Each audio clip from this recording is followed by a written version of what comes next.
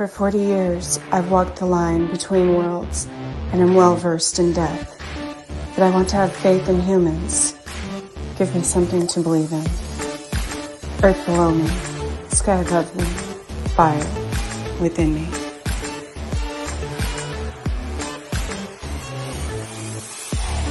Brought to you by UPRN Network.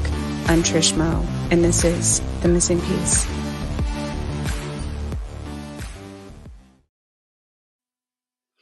Good evening, New Orleans, and the rest of the world for that matter.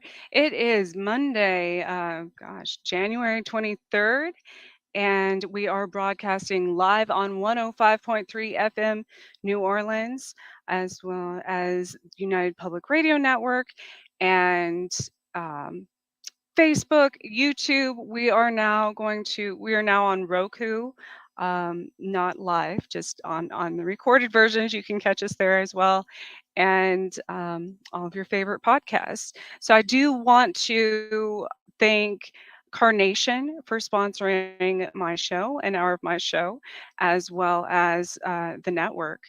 I'm forever grateful for that. And thank you to all of my listeners for joining me as well. I didn't completely get an intro, for those of you that laugh at me every time I'm scatterbrained. It's because I come straight from work to my show, and Monday's literally the only day that I do that. So it's chaos, I tell you. But today I'm super excited, and I was nervous about I was just telling them before we came on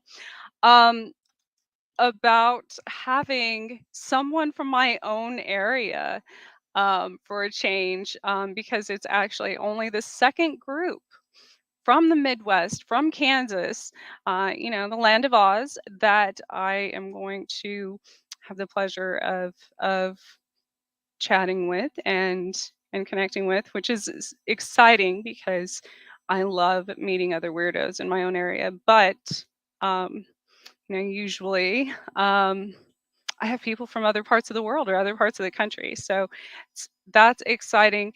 And let me make sure I put this. I'm gonna put the link here soon in the comments, and feel free, since they are from my neck of the woods, to ask them to join in the chat room. A lot of people say it is somewhat easier on YouTube. You can join there at The Missing Piece with Trish Moe, or on Facebook. But Facebook requires you, if you want us to be able to see your name instead of just Facebook user, you do have to grant StreamYard or allow StreamYard to access that. So without further ado, this group is very exciting. As you all know, I am intuitively led to all of my guests in a very unique way. And I was drawn to them because they use a lot of scientific approaches to their investigations, which is something I always stand behind, and the professionalism, and I love that. So I am going to be speaking with Flint Hills Paranormal. And in case, for those of you in other parts of the world or the country who don't know what the Flint Hills are, well, they can probably explain that better. I did used to live kind of out towards that way, outside of Manhattan, which is still kind of considered the Flint Hills. But it's referencing the type of hills and the type of stone. It's a flint stone. See, that's funny. I'm already making jokes. So they were founded in October of 2016 by co-founders Dr. Clarke and Brandy Nance. I hope I'm pronouncing her name wrong. Linda had been involved with paranormal investigations for around 30 years, and Brandy had been involved with investigating the paranormal for several years as well. They had been members of a paranormal team in Topeka, Kansas for several years, and they decided to start their own group in their home area of the Flint Hills region. And that's around Emporia, Kansas. They're a very close, fun, and diverse team consisting of 9 members. That's a big group. That would be cool though, because then you have more people to spread out and do investigations. Each has a variety of talents. Um, the majority are sensitives and empaths, but they're also this is crazy. It's very unique actually. They are blessed to have 3 individuals who are exceptional physical mediums, um, who have been visited by spirits since they were children, um, and that it's a great asset to their clients. One of the mediums also brings her Native American background in. So it is my pleasure and such an honor for them to be here to introduce the Flint Hills Paranormal team. And I will bring. I've got to figure out our screen. Uh, nope, nope. That was yeah. I got to remove it.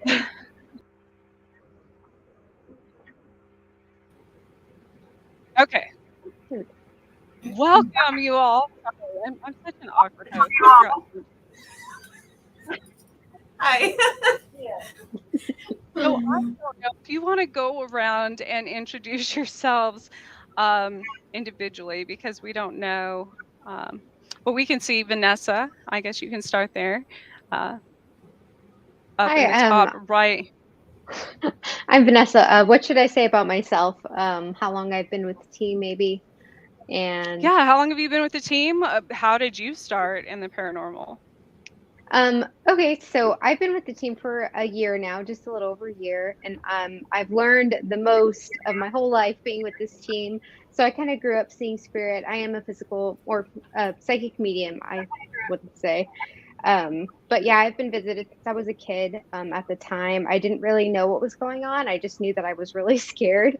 And so I kind of just went through life like that. And you say the coincidences aren't a thing, but I just happened to fall upon this team and I sent them a message and they were happy to have me, I hope. And yeah, I'm just really glad to be a part of this team. It's a lot of fun and I learn a lot from every one of them. Now, did you grow? Are you from Kansas? No, I'm actually from Fort Worth, Texas, but I've been in Oh, Kansas the last 6 years. okay. Welcome. I'm going down to Terry and Wally. Hi. I'm Terry. I'm Wally. Don't get us confused. Yeah. And are you I'm two one of the from guests. Kansas as Yeah. well? I'm one of the other meetings. Yeah. Yes, originally we lived in Roswell, New Mexico for 10 years. I lived in Texas for a while. Well, it's I have kind of Mescalero, Apache. it's a little hard to hear you. Are you I don't know if you all Oh, wait. Is this closer? Yeah. Is that better? that is better. Thank you. Okay. I didn't hear where So, you're from. Sorry. oh, yeah, we're both originally from Kansas. I was adopted, and we lived in Roswell, New Mexico for about 10 years. I lived in Texas on and off for Oh, that's 2 years. cool. I was born outside of Roswell. I'm yeah, I'm a Mescalero Apache heritage, and I have had this gift of being a medium since I was a child as well. And fortunately, it was nurtured when I was young, so I was able to grow with it and develop it, and not be afraid. Although there have been some scary moments. And I'm Wally. I have grown up in Kansas. Of course, we went to Roswell for 10 years. But in Oh wow. moving back and being with this team has really allowed me to experience some things that I didn't know I was able to carry over the years has always helped me develop some insights into parenting in a place or keeping around some certain people, and uh, so it's still just an ongoing learning experience for me. It's really wonderful to work with everybody that's on the team, And we're married. and we are. Okay. Well, welcome. It's very nice to have you here as well. I'm Kathy. I'm from Emporia here. Um, I've been with the team for, I think we decided about 5 years. Um, I came to the team with really no skills. I've learned an awful lot being with the team. And now I am trying to develop some empathic skills. I have had several instances where I have definitely felt presences and felt emotions, mostly emotions and sadness and so I'm learning how to work with that and how to not let it take me over. And I'm anxious to keep learning about it and continue. Oh, is it my turn? Okay. I thought You're all right, fine. we're not married here. Unlike Terry Wally, no, we're not married. No sister wives here. I don't assume, I don't ever assume. I have grown up in this area around Emporia, Chase County. So I know, been in this area most of my life and just never really flew away. I've been interested in the paranormal probably my whole life. Um, I'm pretty sure that I was starting to have some connections when I was younger, but I think like most people, you put those off and dismiss them pretty easily. Like, oh, it's not real because everyone tells you it's not real. So, but it's never left me. And so I found, not by accident, I'm sure, I found the Flint Hills Paranormal on Facebook somehow. I wasn't even looking for it. And I happened to message them and said, hey, if you ever want someone else on your team, holler at me. And they did. And so that was about 6 years ago. And you invited me. yeah, then I invited Kathy. So I'm responsible for her. But I actually, came in thinking I had no specific talents or anything to help the team besides gather evidence. But as I have been with the team, I've been able to open myself up more, and I'm beginning to sense more, hear more, see more, and trust my instincts more. So, That's a hard one. That's Yeah. probably the hardest thing to it do is because you second guess yourself and you think, oh, I'm being silly, all the time. Mhm. Okay. I'm Brandy, and I'm partially responsible for everyone here as one of the co-founders. Our other co-founder, Linda Clarke, is ill tonight, so she. I like how she says partially. Yeah. Like just in case you all. No, no, I'm kidding. I'm taking full blame. Not taking full blame, no. I've had experiences with paranormal since I was a child, and my best friend in elementary school had passed away, and I saw her after she had passed away on a front porch, and so that was sort of my first experience with the paranormal. And ever since then, I've had experiences throughout my life. I've seen spirits. I've had them come to me recently in my dreams, which I'm not too pleased about, but or one will be like in my face in bed. So yeah, not too thrilled about that. But yeah, so I've had experiences, and it's always a journey. So I'm very honored to be a part of this team and how we've grown, and we're excited to be here tonight. So thank you for having us. Of course, and thanks again for coming. I have so many questions. So, do you all just primarily stay in Kansas and in the Midwest, or do you travel to other states as well or other locations? Primarily Kansas. With us being only 9 of us, it's kind of hard for us to get out of state. So we've been all the way to the Nebraska border. So. And nobody wants to do that. Yeah. No, I'm just kidding, Nebraska. I love y'all. We love you, Nebraska. So, some of you. No, I'm just primarily Kansas, and there's plenty here. So we stay really busy. I don't know. So I saw something about, a strip of the Midwest that literally goes, Nebraska, Kansas, Oklahoma, all the way down. And it says only maybe 1% of the population lives in that strip, right?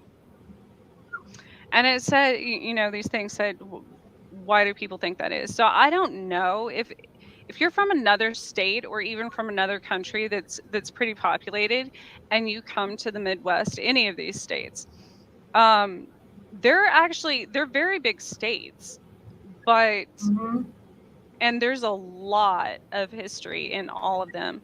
Very much but so. there's not, like, to go anywhere it's 40 miles at least. And you don't see, in a lot of these small towns, I talked about that once on my show before, you don't see a lot of people, it's it's kind of sparse, especially out west, where you all are, because farmers and such have a lot of land, and there's not a lot out. There's the world's largest, is it the groundhog, prairie dog, something. Well, it's mine. There's always, yeah, there's but out of that.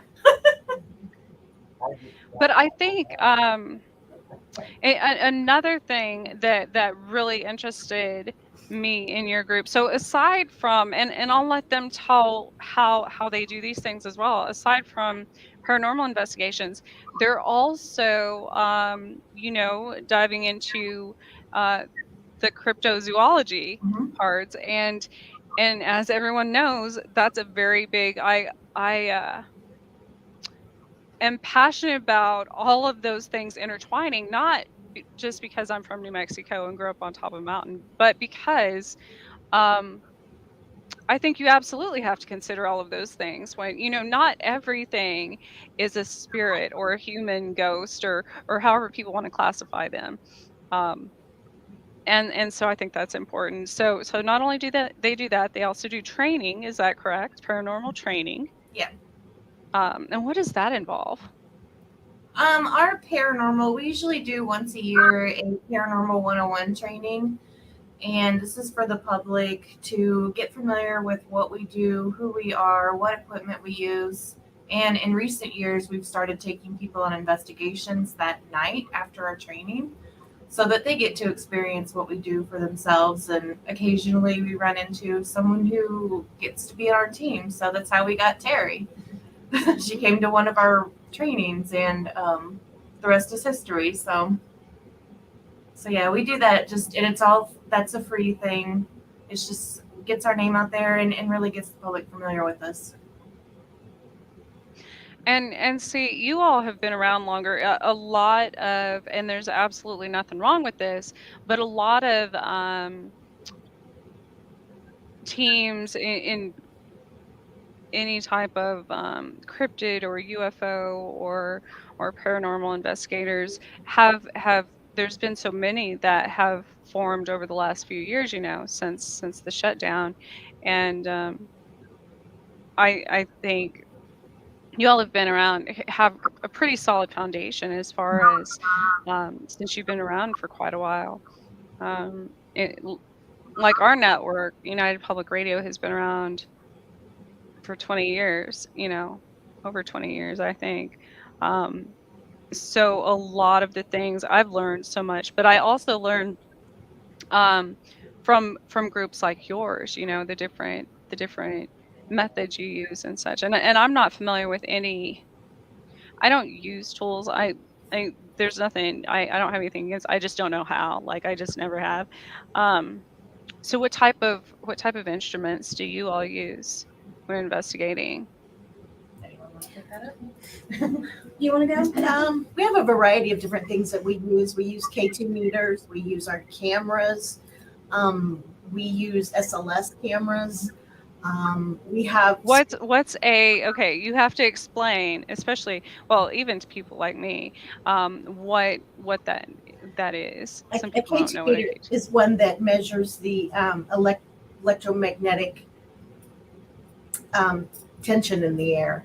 And lots of times, a lot of people believe that that is an indication that a spirit is near. They're the ones that have the pretty lights that go up Yeah. and down, up and down. Yeah. Like green, red. Yeah. The SLS camera, I don't know exactly what that stands for, but it's the camera that you can see like the body. It looks like a stick drawing, and you can see the spirit actually see it on the camera. And you Yeah. can tell, you can run it on a real person, and it'll look much the same way. So you know there's something there when you catch it. That's very interesting to see. What's scary about that, though, and I've seen this a couple times, is when it morphs into something that does not look like a human. Yes. That's when we're like, okay.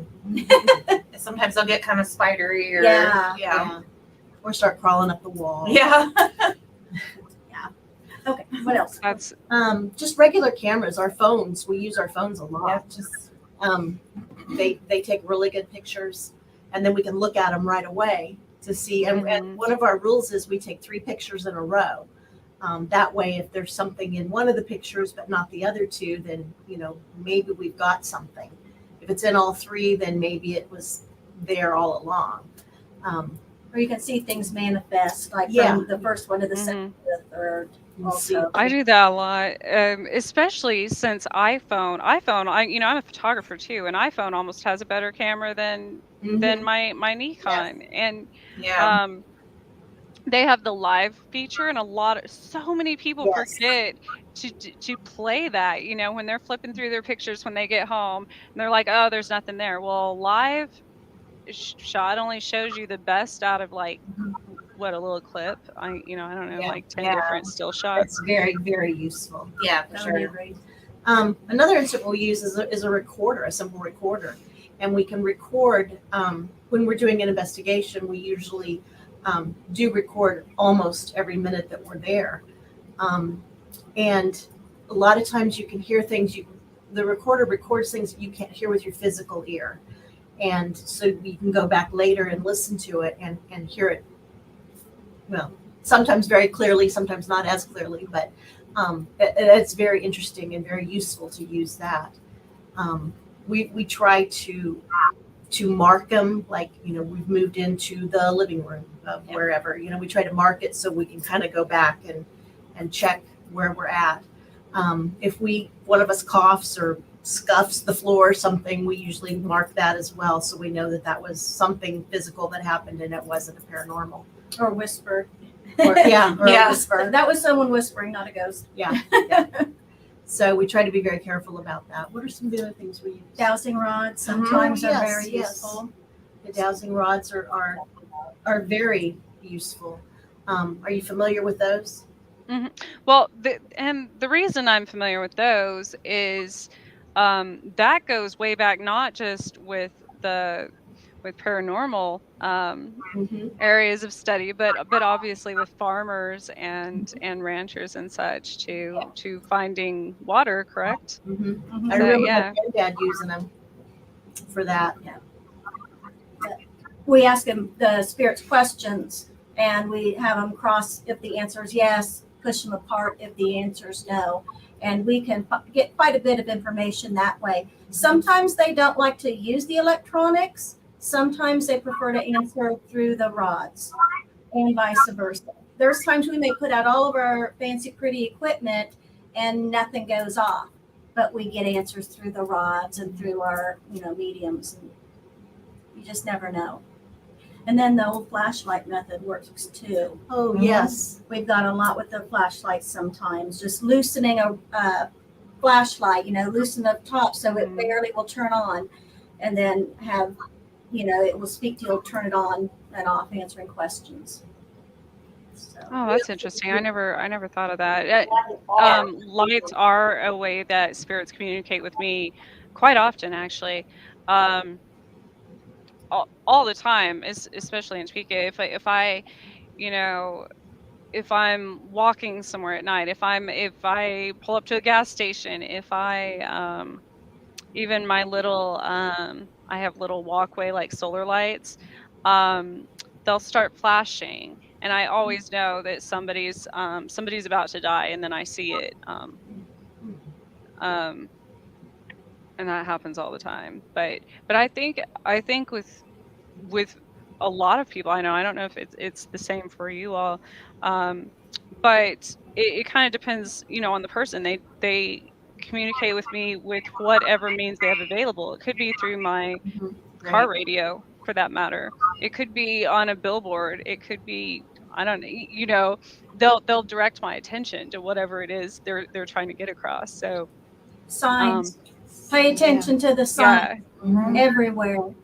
And I don't think a lot of people, I think a lot of people discount those things, because they're only looking for that sign on a specific piece of equipment, like, Right. and so Or they a lot of dismiss it, things are missed. thinking that's just a coincidence because I'm thinking about it. Yeah. But Right. pay attention to the signs. We also use some very, very low tech things like little kitty toys that light when they move. The motion makes them light up, and we'll ask spirits to maybe push one of those balls to see if they can make the lights light up. That has worked many times as well. Especially with children, with Yeah. child Yeah. spirits. They like to play with the ball. Um, do you work with a lot of like fairies and elementals? I have not personally, but I think Terry, have you got some elemental experience with Vanessa? A little bit. Well, we had one here last year that was. Yeah. Remember a lot about it. But it was,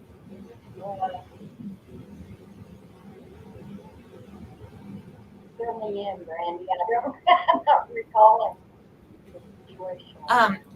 Yeah, we had a private case not too long ago. About a year ago, we started working with this case, and this individual was having trouble in their house, and their dog was being harassed, for lack of a better word, by whatever was there. And then we went out there, tried to cleanse and sage, and we ended up determining that it was an elemental spirit. So we did a very extensive cleansing there. We put crystals at our four corners of the property, put crystals under the house. Um, so yeah, we've had some work there, and I believe that was our first experience with an elemental. And we did go out fairly recently there as well, and I think it's just a maintenance type situation. So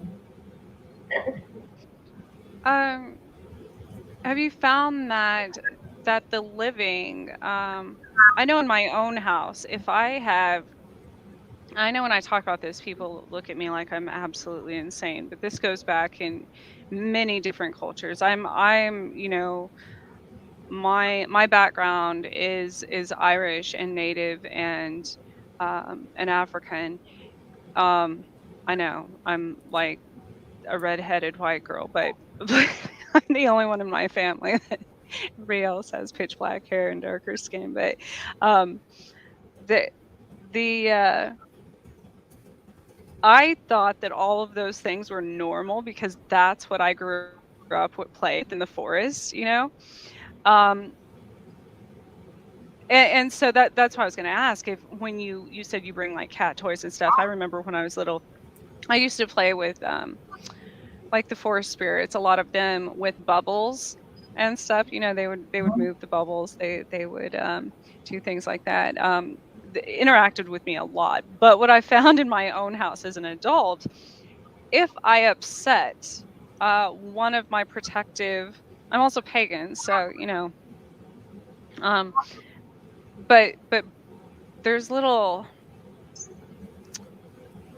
like brownies, that's in well, that's in many cultures, but like in Irish cultures, if you upset them, then they start doing things, not necessarily to harm you, but they'll like move things that they know are important to me or that I'm looking for. They will maybe mess with my pets, bother my dogs and stuff. And so I found that they like toys sometimes a lot. The little tricksters, they consider that kind of an offering, just like a child would, I guess. I don't know if you all have found that that to be true in places. I That, know my listeners are like, "What is this girl on? Like, what kind of?" no, I know what you mean because I've always been interested in the Fae as well since I was a child. Um, and I've recently been doing some research and some reading about it. And one thing is people think that the Fae are all nice and cute and, oh, let's, contact them. And that's not necessarily true at all. They can be very just not nice. They can be. Yeah. Yeah, yeah, They can be very helpful or very deadly, I guess, yeah. depending, especially in the forest. Really got to be careful. But yes, they do like to play tricks Well, that one we were had dealt. Go ahead, Terry. I was just going to say that one we dealt with, yeah, was pretty nasty, and he was from the forest. Was very revengeful. Somewhere he had been insulted, and that's why we left the offering to make amends for however he had been insulted. So yeah, very nasty. Yeah, leaving little gifts for them. Have you ever had them leave gifts for you, Trish? I mean, sometimes it can just be little things from nature that you Oh, find. yeah, absolutely. I've had, gosh, tons of things leave gifts for me. Not only I also communicate with animals. Animals will leave gifts for me. I, a lot of the fae. Um, and some of them, it's so confusing to me the way. But people say a lot of times that mediums talk in rhyme and don't make sense either. So I kind of get it. But um, like for instance, one time I was at a cemetery with a friend um, during a full moon, just honoring spirits and ancestors, and I had I think I only had 2 apples. I don't know why I only brought 2 apples, like, that maybe that's all I had or remembered or, um, because I always try to bring something, and so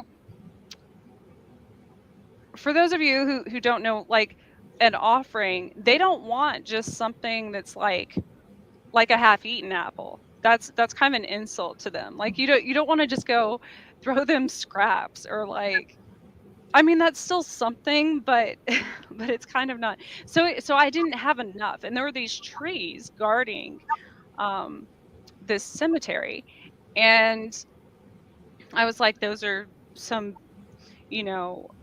beautiful. I was like, those are kind of the elder spirits for this cemetery, the guardians of this cemetery, and they're right at the entrance, and um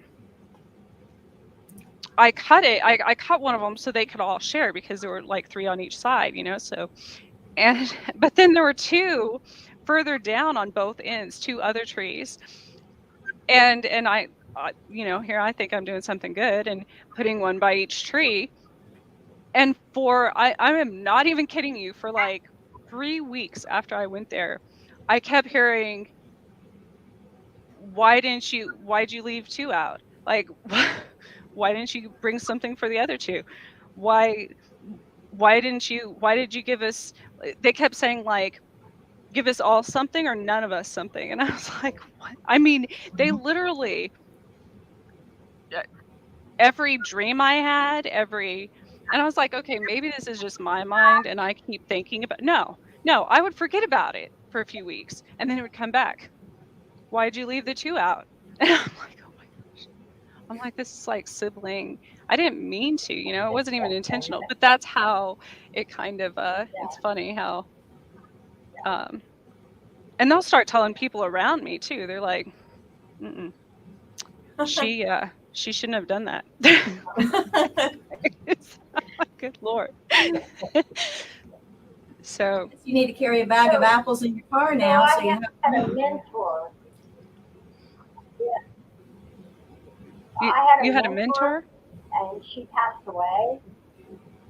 Mentor, and after she passed away, I started receiving gifts of dimes, random dimes, just falling out of the air, showing up somewhere. And I finally realized, I finally got the message from her that indicates from her change. Yeah. Whenever I see a dime, I'm supposed to evaluate what's going on and make a change. Just an interesting tidbit. I think I get coins a lot of places, and coins aren't always a good sign, in my experience anyways. They are sometimes, but not always. Yeah.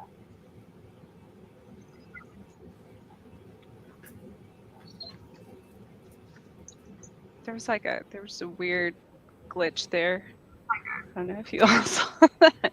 So what would you all say? What are some of the locations you've been to in Kansas?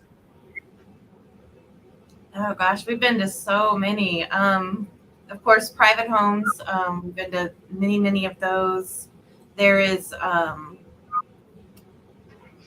me out, guys. How does that work? Do people just contact you when they feel that their house is Yeah, and um they usually just contact us via Facebook or email us or via a contact form on our website and just say, hey, I'm having this problem.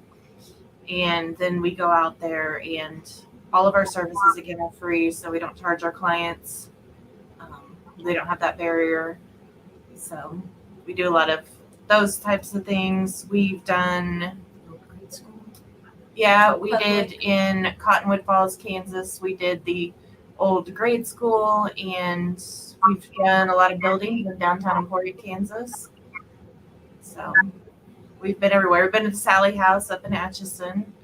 So that's a fun place. Oh, the Sally House. Yes, the Sally House. We had a very helpful spirit there. One of our team members who couldn't make it on the call tonight, Annette, and I were in one of the bedrooms of Sally House hanging up some blackout curtains because it was still daylight, and we needed several tacks to do that. We didn't have them, so we left the room. We came back, and that exact number of tacks was laying out for us. Didn't you say they were all in a row? Yeah, they were all like lined up. So very helpful spirit. That was a fun one. So we've done all kinds of things. We're very blessed on this team. We do fundraisers. In fact, when we went to the elementary school in Chase County, it's one that it's been closed down, but they were trying to raise funds to save it. And so tickets were sold and the money was given to the foundation for the school.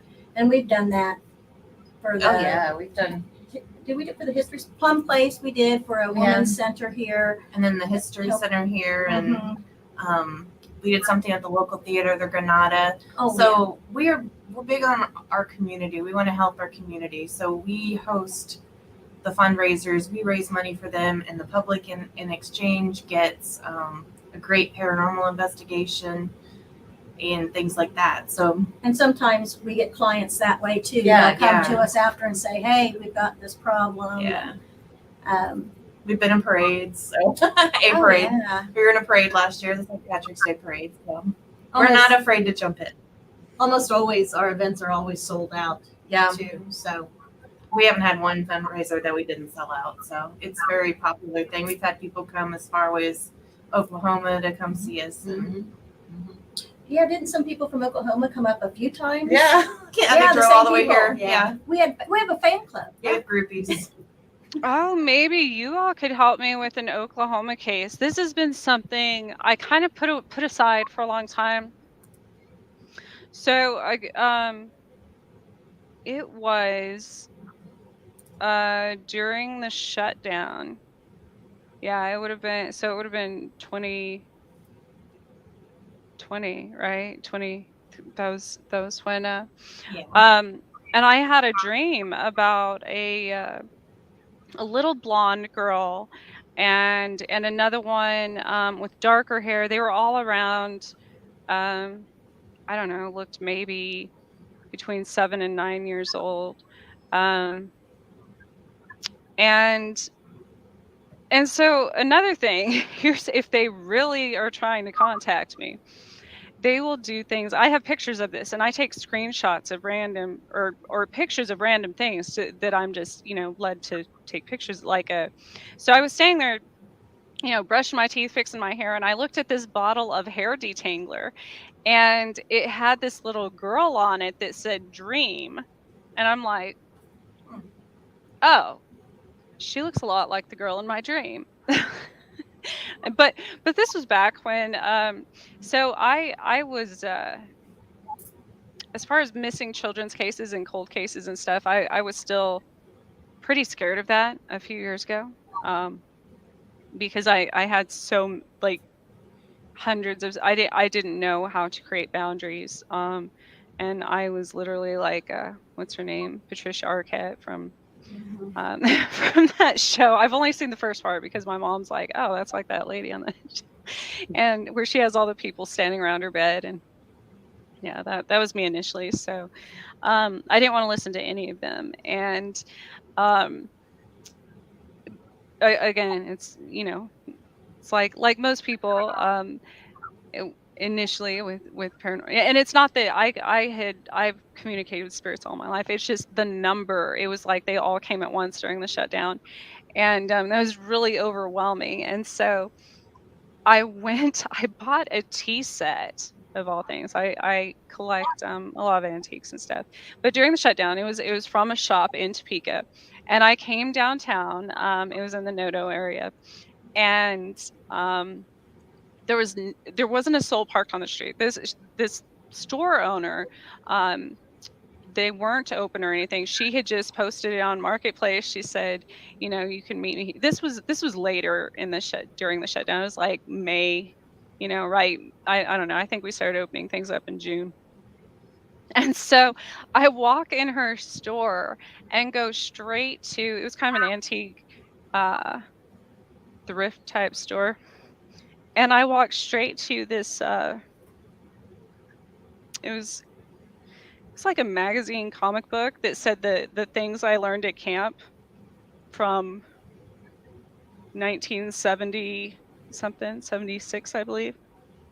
And I'm like, that's weird because when I woke up, I had drawn a map that I had no idea what it meant. And so I'm like, huh. And then I come outside and I see this truck. It was like there's no other vehicles parked on the street in all of Noto, just mine, because nobody was down there.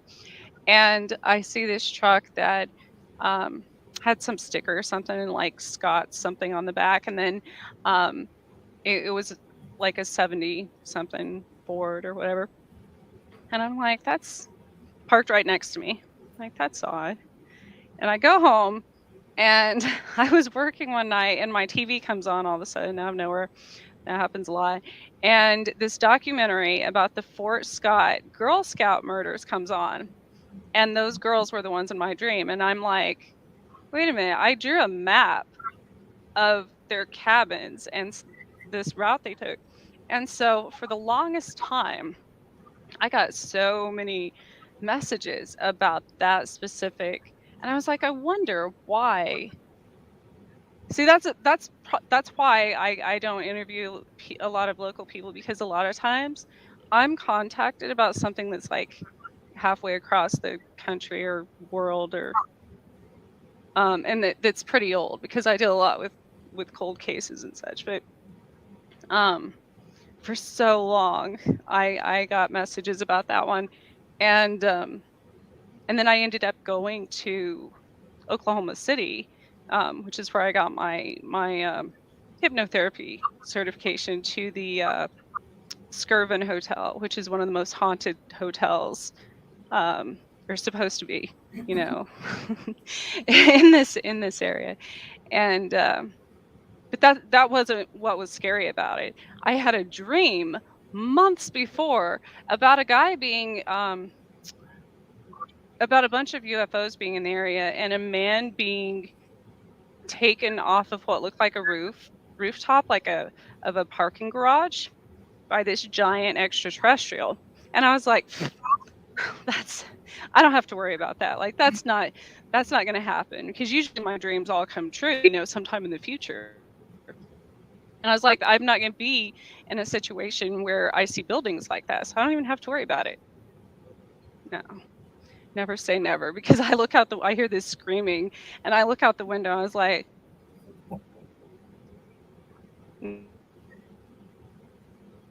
not to, and the Irvin is the Matrix. I'm in the middle. My room's all the way at the end of this ridiculously long white hall, and way down in the middle there's a table with a red phone on it. And I was like, this can't happen this way.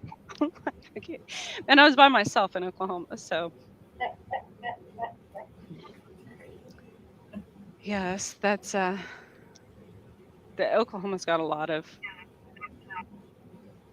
And coming back through, I kept getting, hearing about a buried treasure, and I had no idea what that was until, again, later, um, some show about Jesse James, um, buried treasure, whatever came on about those mountains too. I don't know if you all have been down there, like southern Kansas. No, not yet. What do they call those mountains? There's an entire. With southern Kansas and northern Oklahoma and Arkansas and Missouri. Ozarks. Well, Ozarks. Is it Tahlequah? I don't think so. It's like, it might just be the Oklahoma mountain range, like right there. But I mean, it crosses into Kansas. I know there's an area that has like the four states in it, and it's mountainous and lots of trees. Is that the area you're talking about? Yeah, it was beautiful. I mean, there's a lot there as well. Yeah, there is. There's yeah, I think there's a lot of Bigfoot sightings down around in that area too. Sure. And in Folk, Arkansas, they always have the Bigfoot festival, folk festival there every year, which I'm going to go to someday. And yeah, and there's a lot of people who believe that Bigfoot is kind of an extraterrestrial being, that there's a link between, the extraterrestrials and UFOs and Bigfoot. That's why they disappear. Can't find them later. Or crossing dimensions. Some people believe they're interdimensional as well. Interdimensional, yeah. I believe, as far as Bigfoot and many of the cryptids and interdimensionals and extraterrestrials go, I believe that this goes back in pagan beliefs as well. That I guess, to explain to people how that would work, it's not some like Harry Potter invisibility cloak, but it kind of is, and scientists think that this is some type of futuristic technology that they use, and it's not, because this goes back to the beginning of time, and I believe that's literally well, it's kind of like with people. If you believe you are invisible, you'll become invisible to people. Not literally, like you're still there, but because of your intention behind that, your thought, the energy you put into that, people aren't going to see you. You know what I mean? And I think they have such an advanced form of being able to control their frequency and their vibration that it allows them to sort of become invisible, you know. I know up in Alaska that they really believe that the big, they call it Nanatuck. I can't think of what they call it up there, but that it kind of is a spirit of the trees. So it's kind of like it can go, that's why it disappears into the trees, and it can just kind of become part of the tree. So similar to what you're saying. Absolutely. It's the same. I grew up in the Gila wilderness in New Mexico, and up there, you know, you have the forest spirits as well, and people. I see, especially a lot of Bigfoot groups and such go out, or people in general, and say that it was the trees doing something, or the trees threw a branch at them, or did this or did that. And a lot of times, and there's certain people that can see it, many times I'm so used to, it's not that I see them, I recognize different frequencies, different auras, different, I don't know if you all have a better way of explaining that, but so I see it in that way.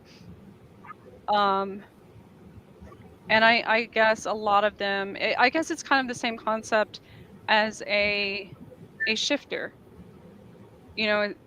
A lot of those aren't actually trees, they're just portraying a tree, just as they would portray an animal or a person or whatever. There's actually been some sightings in Kansas. Um, you know, Bigfoot sightings, reports of sightings. In fact, our website, I know Dr. Clarke has a part that's called Cryptids and Other Strange Creatures. And in there are a lot of different cryptids and things like that people talk about, think they see. I actually was going through it today. It's very interesting. But there have been Bigfoot sightings. In fact, out on your guys' property she's actually reported some Bigfoot calls, and you might want to talk more about that. Yeah, it was, I don't remember what time of the year it was, but Linda had taken a recorder outside cause she heard something strange. And yeah, she got what sounded like a Bigfoot or Sasquatch, whatever you want to call it. So, and then the one time, I think it maybe was around the time of a big flood, like down south. So part of the theory there is that they were driven north because of the flood, and maybe that's why they ended up here. So yeah. Oh, that's interesting. Yeah, it's kind of cool. I think she said that in one of her articles about Bigfoot, that when she was driving down the gravel road, that she had like a bunch of gravel thrown at her car around the time that was that same exact activity time. Yeah. Mm-hmm. But yes, we actually. Go ahead. Oh, sorry. Go. No, I was just going to say I went with. I was just going to ask. And I think it actually. I think there's like a delay in that. It's fine. It's fine. I was going to say the same thing with Black Panthers.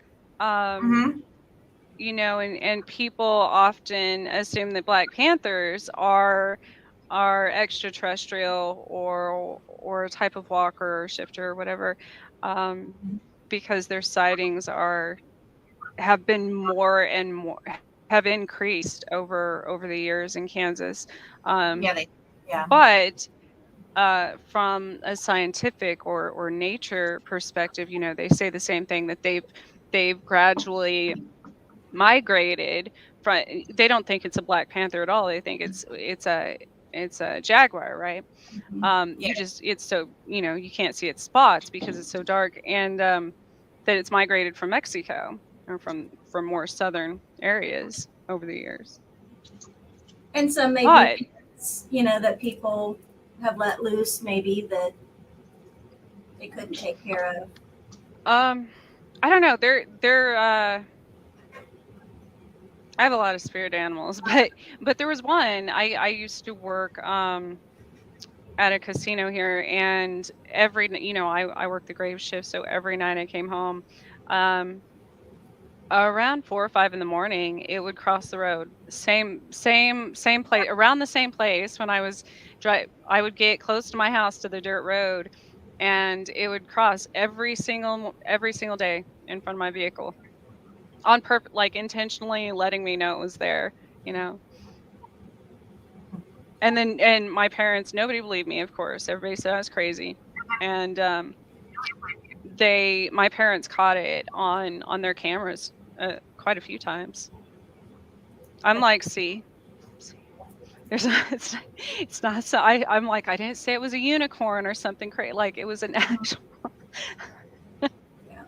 I think Linda got a report that she's wanting to go up around the Kansas City area to investigate a report of Black cat.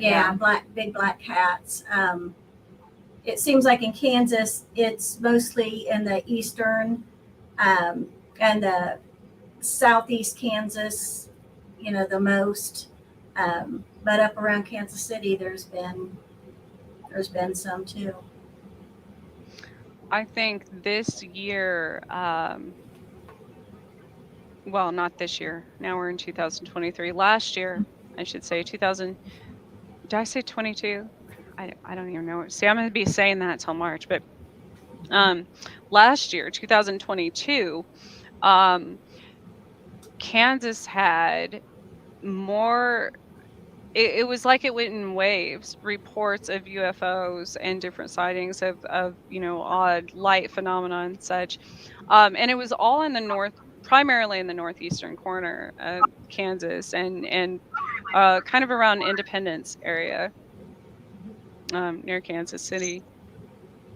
And it was I'm pretty sure it broke a record of the number of reports. And people were pretty consistent, on what they reported too. So, but out west, for those of you that's what we call, the other side of Kansas, because it seems so far out west. Did you all live there and grow up with the whole Superman stigma? Like We some grew up with the Wizard supernatural of Oz. being. Yeah. We had Dorothy. We had Dorothy and Toto stigma. Yes, I get that. Yeah. Everywhere anybody who has me on, interviews me, whatever, they're like, or if I go to another state, you're not in Kansas anymore, Dorothy. I know, it's so annoying. I'm like, that's original. Where'd you come up with that? Come up with something else. Yeah. But I'm surprised you don't get the Superman one, because that, to me, if you go back and watch those original, I'm an 80s baby, it kind of makes sense, knowing the power of asteroids, what they have, how they affect humans, things like that. That there's nothing in the middle of western Kansas, there could be tons of asteroids and all kinds of stuff that crash there, and nobody would know it for a while because there's nothing out there. But it's pretty sparse out there. Lots of crops. Yeah. Lots of what? I'm sorry. Crops. Oh, I thought you said crows. I was like, oh no. Well, I mean, there's probably crows too, but it's like wheat and mainly wheat, probably. No. See, I have nightmares about like children of the corn and these things. But speaking of which, corn. This is something I didn't know, and I have a new appreciation for. Right, I was interviewed, or I will be interviewed this week, but he was on my show a few weeks ago, Jesse Peak. He's a MUFON investigator, from the mutual UFO network, and he's from Pennsylvania, but he was telling me corn, something about the silk on the corn and the moisture, I don't, whatever it does. Um, when I'm ever at my parents' house and they live in a this probably seems weird to people in other parts of the world, but like one of those Morton building type houses. So it's got the aluminum, is it aluminum? Steel? I don't know, something siding. Yeah, So aluminum. We call them barn houses around here. yes. It's like part of it for your big old trucks, and then the other's finished for your house. Yes. They don't have their whole thing is just a house though, because they're, my dad's retired, they don't farm or anything. But they live across from giant, they're surrounded obviously by corn and wheat fields. And he was saying this, there's something in that protects against like radiation and all these other things. And I said, whatever it is, literally, I have been abducted right before their property line, right? It's like, and I said, maybe that's it. Maybe it's the combination of the corn and that type of housing, because there's now after harvest time. Oh no, it's very dangerous. I don't go out in the middle of random fields because I'm triggered by those things. But when the corn's still high, yeah, I think that there's something to that. They're even using it medically now for different like carpal tunnel syndrome and all kinds of stuff. Didn't know that. Hair treatments. There's a lot of things, but it does have something to do with. It also has something to do with why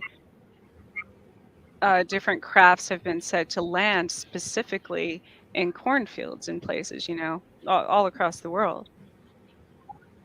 It's like that absorbs part of the radiation or something. I'm not sure, but it's fascinating. I this is a recent, thing you mentioned, and I was like, that's something to study, especially since we have it all around us. It's easier. It's easier for us. But how much have you all? Do you get called on investigations like that? That people see weird things in the sky or in their cornfield or? Occasionally. I mean, we don't get a lot of land specific things like that. Like we'll get like a cryptid or something like that. So we really don't get a lot of reports like UFOs or anything necessarily in this area. So mainly houses and businesses and things.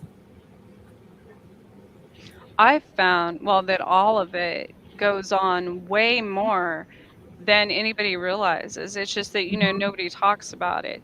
And the only reason that I've found this is people don't call me specifically or anything like they do you all. But I will be somewhere in a public setting with people who know me and will start talking to me about something like this, like my sister or friends or whatever, and then it's the bystanders that are like, so I've never told anybody this, but out at my land, and then you start hearing them. And so it's interesting to piece all that together. And that's often the case. I mean, it's just like you said, not talked about. I mean, people are just afraid to talk about it sometimes, even with their houses. And that's another thing, another aspect of our team. Confidentiality is so critical in our line of work. So particularly with private homes and businesses and things, because sometimes people don't want to talk about it. They don't want their neighbors to know or whatever. Now, the interesting thing is spirits are not discreet. So sometimes that that causes a problem, I don't know if you all have ever had that happen, but and I tell people, anybody who knows me knows I'm not gonna lie, like I'm like, most mediums are obligated if they're a true one. I'm not talking about the the show, the old school dial 1-800 psychic, Right. Miss psychic. Cleo. Right. But the authentic ones, I'm like, it's not a matter of us trying to insult anybody or anything. We just have to give people messages as they come across. It can't be filtered through our interpretation, I guess. Well, I mean it is, but not toned down to save or maybe that's just me. I wasn't born with a filter, so Yeah, and I kind of want Vanessa to speak to that a little bit too. Like, how does it show up for you, and how do you know when to talk to someone about it? So that's hard. That actually happened the other night at the investigation we went to. Just like a specific sensitive subject where I had somebody with me that had self-harmed or committed suicide, and I didn't really know how to say that without offending her. So I kind of beat around the bush in a little bit. So I'm kind of jealous of you, Trish, that you don't have that filter. I'm not yeah, there yet, no. but when it comes to me, I kind of learned try to interpret it in a way where it's not going to be offense, but at the same time, take it for what it is. A lot of people will be mad at you for a while. No, I mean, if you were like me, no, I'm kidding. No, it's It can go well too. That's true. It can go well too. I think do you find I used to have this not fear. After one of my near death experiences, I had a dream of Egypt and um Anubis, however people pronounce him, and was telling me how it's forbidden to contact the dead, but in a manner that he meant, I guess, for personal reasons. So he was trying to show me from that, like, you can contact spirits for facts, like to find out, I don't know, something they know, knowledge they learned in life, science, history, whatever you want to know, or for something that's already happened, as in crime scenes and things like that. But as far as he was telling me, there was a danger in doing it when it's for personal reasons, like when the living are trying to contact the dead, just because they miss them or whatever. Have you all ever experienced that? Yeah. One of the first things that Linda told me when I joined the team was never investigate your own house. So I haven't.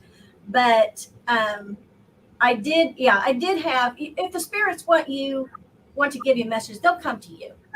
Right. You don't need to seek them out. After my mom passed, she came to me and let me know. In fact, we knew she was going to pass because she had cancer, and I had joined this group. And so, one of our last times together, she said something about coming back. I said, you need to come back and let me know, if you're around or how this works, whatever. And she said, okay. I said, well, we need to have a sign, how am I going to know it's you? And she said, I'll knock 3 times. And she just knocked 3 times on wood. She said, I'll do that. I said, okay. And so then after she'd passed, I was with Linda at the plum place, the plum house, and we were up in the attic and just kind of doing a baseline investigation because we were going to do something later on in that month or the next month. And we were trying to communicate with some spirits there, and I kept hearing a real faint tap, tap, tap, tap, tap, tap, like at the door. And finally I asked Linda, I said, do you hear that? And she said, yeah. And I kept hearing it. And this was like just a month after my mom passed. And I thought, why would she even be here? But we did. I asked her if it was her. We used the rods, and it was her. And of course, I lost it. But I asked Lynn, I said, well, why would she come here? I don't even think she knows about this place. She hasn't lived up here in years. And she's like, well, she just came for you, or, came with you. And that does seem to happen a lot when we have investigations. You call them hitchhikers. Yeah. But they're hitchhike with us. Yeah, there have been times that we have had spirits come with people to give them messages, and I've actually had the privilege of being able to find that out and give the messages to the people during some of our public investigations, and it's been really powerful. Really powerful. I think that's have you heard of the spirit phone? I believe the university, don't quote me on this, it's either the University of Texas or one of the major schools, colleges in Texas. I know it was a big thing last year. I don't know if it started then. I think it's been ongoing for a while. They were trying to create an actual phone to contact people who have passed on. What are your thoughts on that? For me, I'm almost going to categorize that as we do Ouija boards. We don't do those because you don't know what's going to come through, and if you don't properly open, close it, do all that stuff, and even then you don't know what's going to come through. We don't mess with it. So I don't know if that might be the same sort of thing. I don't know. No, I've wondered that too. I'm like, if you pick up the phone, it's like a old school party line. How do you know who's going to be on the other end? Right. It's going to be someone asking about our car extended warranty. I guarantee it. Yeah. Yeah. We use a lot of different tools, but I don't know. Can you hear me now? Right. Yeah. And how do you, is somebody going to, I can't picture how that's going to be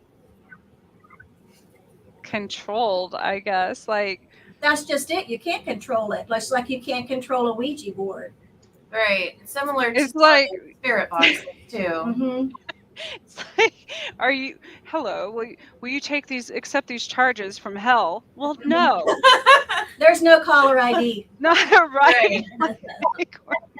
Scam likely. Nope, not answering that one.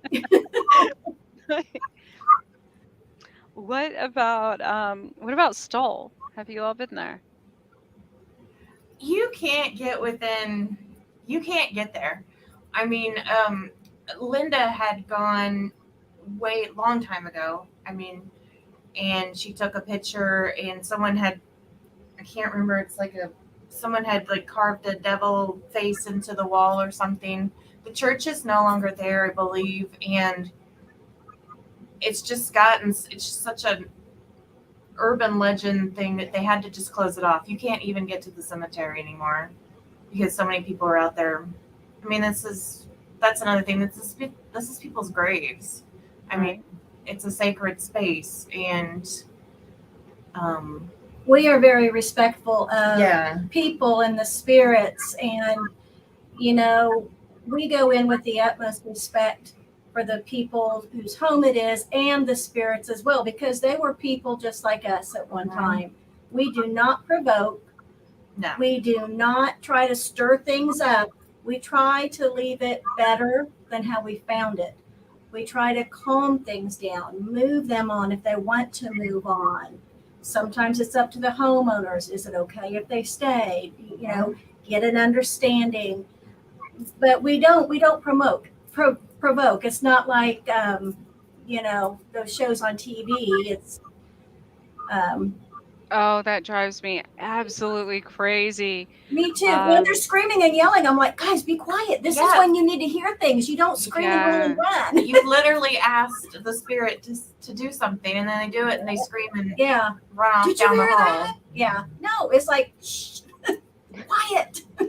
And well, that's I think a lot of those things are distractions too, and I'm like, you're missing the entire point. Like, Absolutely. And they're probably talking and loud and making noise over some very important evidence that you're not going to get now. So I don't know. I hear a noise and I go to it. I don't run from it. I'm one of those stupid people that, I hear a bang or something in the basement. I'm going with my recorder.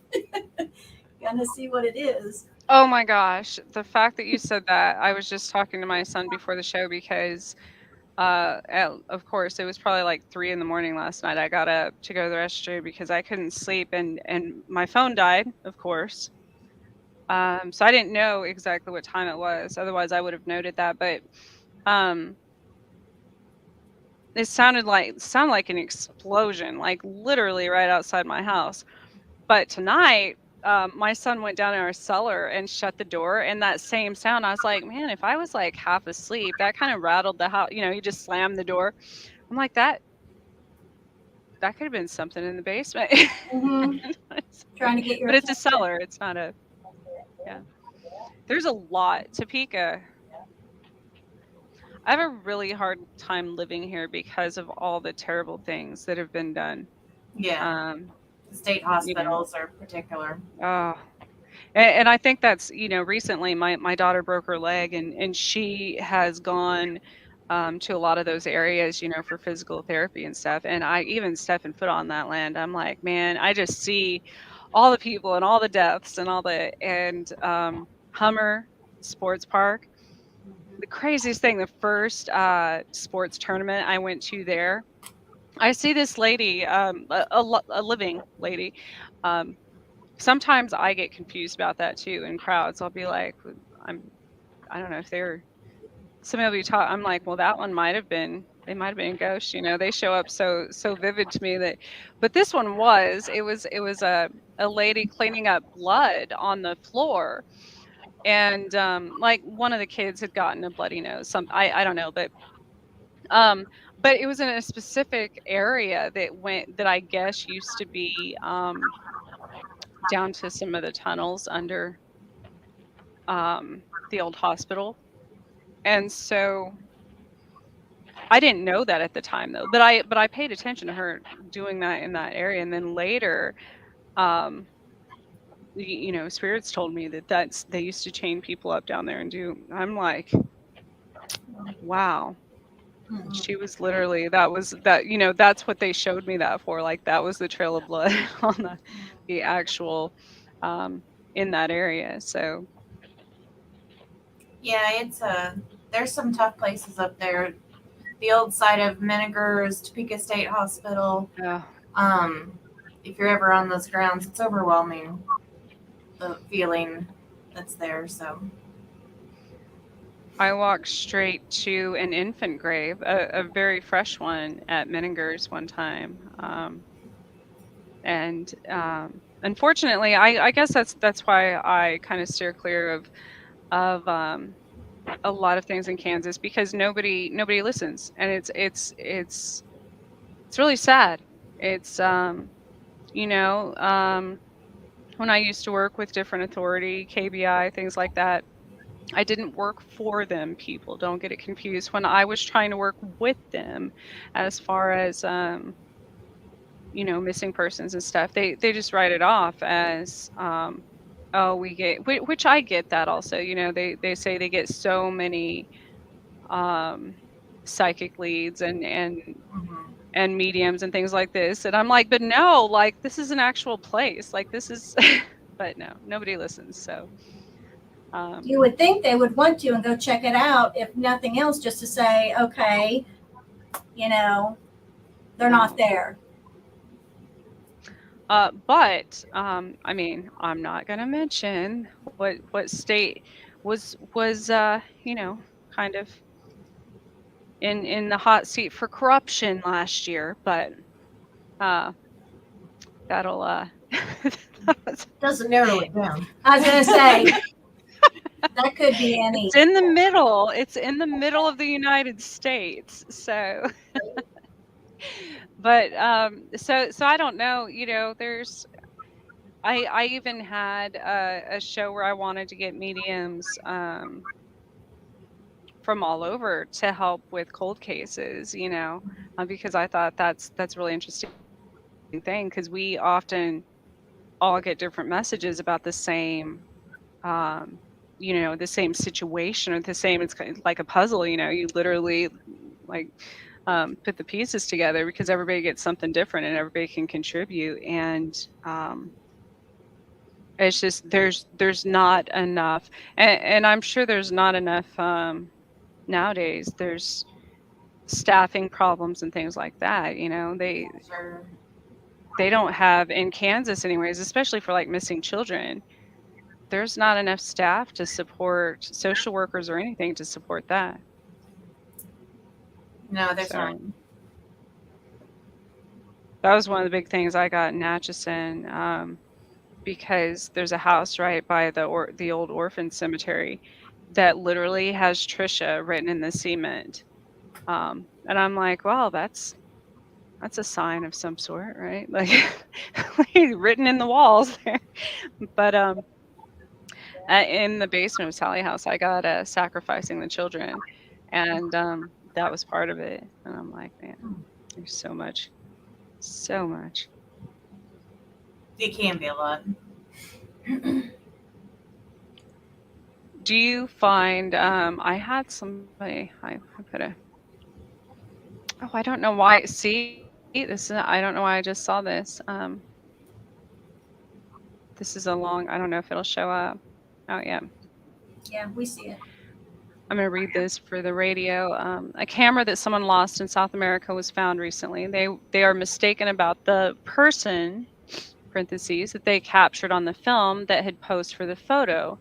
It is not a man from a lost civilization. Right away, I could tell something in the story is wrong because the picture resembles Bigfoot, women I have friended. I'm no joke. Check it out. Bigfoot people. I have ghosts also. They are always coming and going. I got ding dong ditched by a knock the other day. Bada bump bump. And I apologize. As I said, I don't know. It just shows up as Facebook user, so I don't know who you are, unless you give StreamYard permission. So,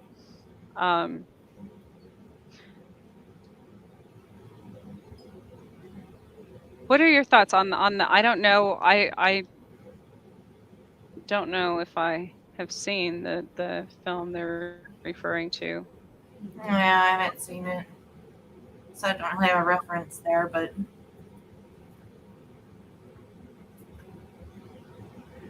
then there's one of a time traveling werewolf. What are your opinions on werewolves?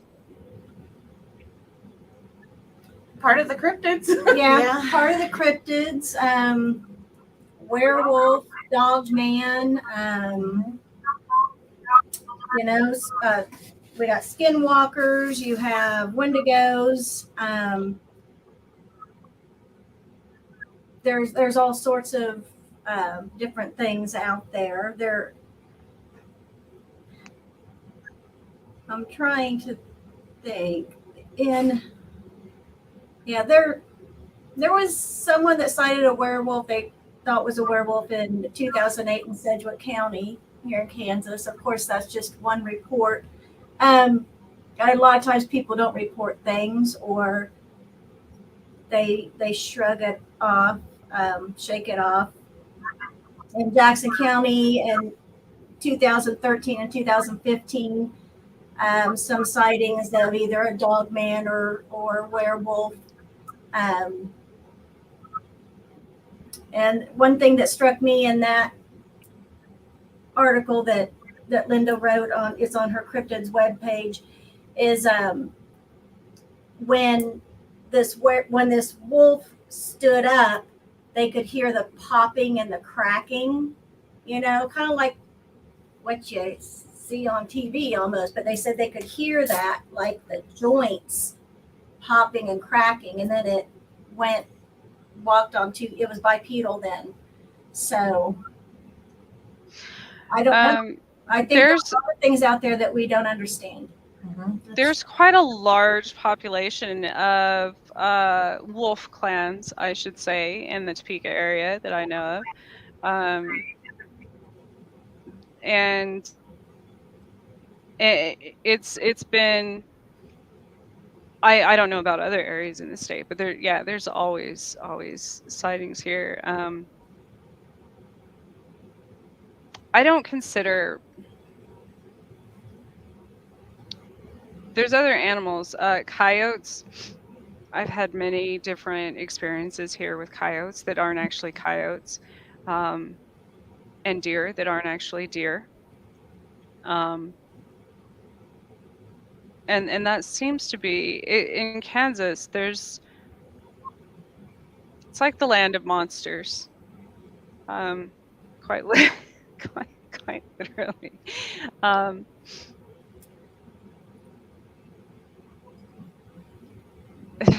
the Facebook user, I still don't. It happens every time I get up off the couch, popping and cracking. I'm 53. Yes, I get Me that. too. We gotcha, Facebook user. And the one above that, and to have one show up on your show, what a treat, am I right? I interviewed Denny Sargent, who wrote Werewolf Magic, Facebook user. You should. He's from the West Coast. He's from um, the Northwest. Um, and they love, making their neighbors wonder what they're doing out naked, running around in the woods. So,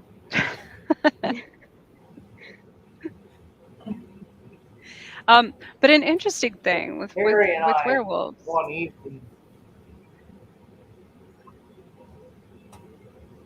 Oh, you cut out there.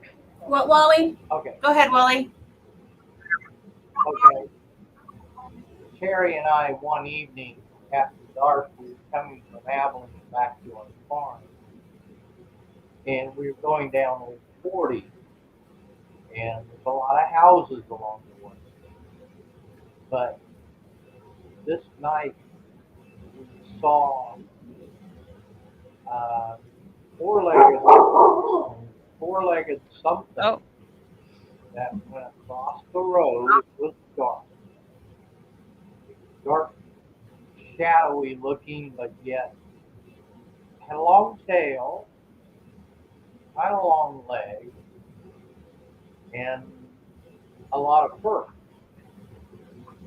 And then it was gone.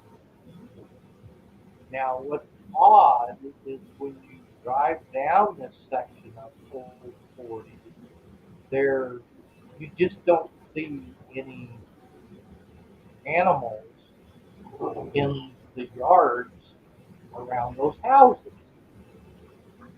So, of course, your brain wants to logically explain what it is.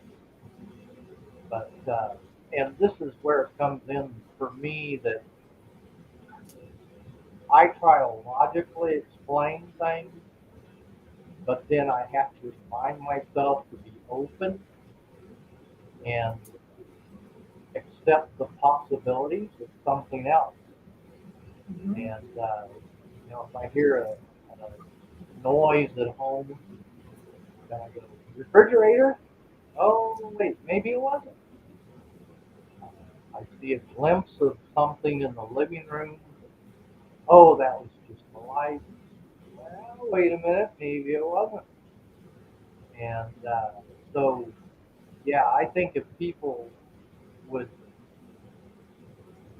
kind of not try to override with logic a lot of times, because a lot of times when you try to do that, it doesn't come out logical anyway.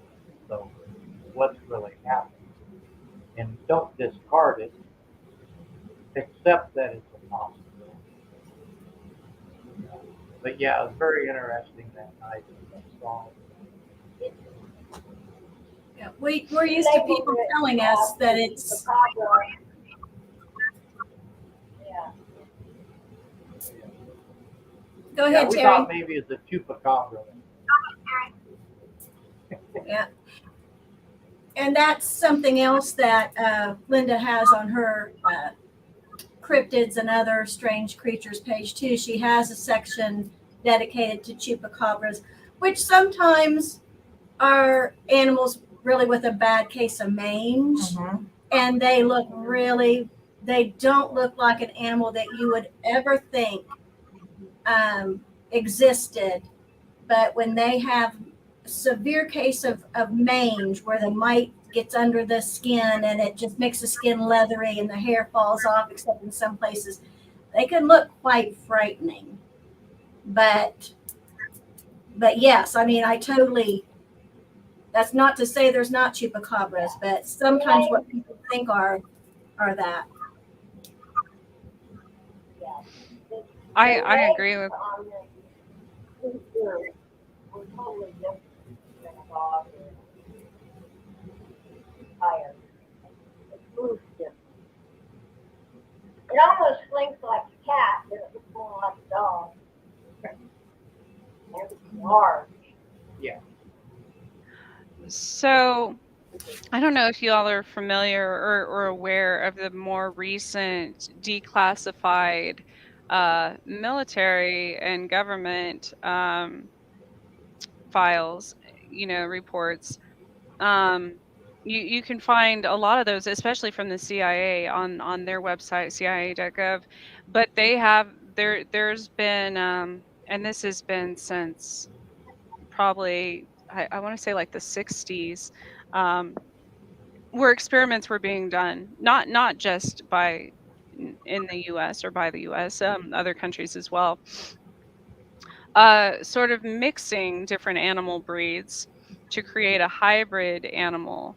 Um, and a lot of times those would, they'd be tagged and released to see how long they could live in the wild and such. Um, and that makes sense to me. I'm biologically a chimera, so I'm multiple races of, I don't know, whatever. But um, if you think, Wally, as you were saying, in scientific terms of things like that, and that has been documented since even the Egyptian times. They also experimented with crossbreeding different animals and such because they were trying to find a way to withstand droughts and things like that. That's actually where the longhorn cattle came from, because they wanted to find a more resilient cow to withstand the upcoming drought that they knew was going to happen. Um, Oh, I saw the Longhorns in Abilene during the Longhorn Drive there, so that's what made me think that. But um, so things aren't so far-fetched. Um, Another thing with experiencers, with abductees, um, they will tell you, many of them will say that many times their mind is manipulated to see this being, whether it be an interdimensional, intergalactic, extraterrestrial, whatever you want to call it, projected. However, they see it in their mind, I guess. I don't know how to explain that. Um, like I saw a gargoyle sitting on my dining room table one time, and I didn't realize the significance of that, the symbolism of it, or seeing. I've actually taken pictures of clouds that say, like you can actually see letters or numbers or whatever spelled out. Because they project those things in this hologram graph that we're all in, and so when somebody says they've seen unicorns or like me gargoyles or and that's so have hundreds of others throughout time, so I try not to discount anything either. Like if they're projecting what's in our mind, um then maybe that is what comes out. Yeah, very well could be. Never say never. Oh gosh. Every time that happens, something bad comes up. Right. That's funny You, because I wrote down a quote here that I read today from Mark Twain. Truth is stranger than fiction, Mhm. and that's definitely what I've come across since joining the school. Me too. Yep. do you all think that there is a danger in modern we have on the Parapost network, like they have the global ghost hunt coming up next year. Or no, I still don't know what year I'm in. 2023 now. This year. And things like that, where a bunch of people all around the world would be basically doing investigations at historical landmarks on the same day at the same time.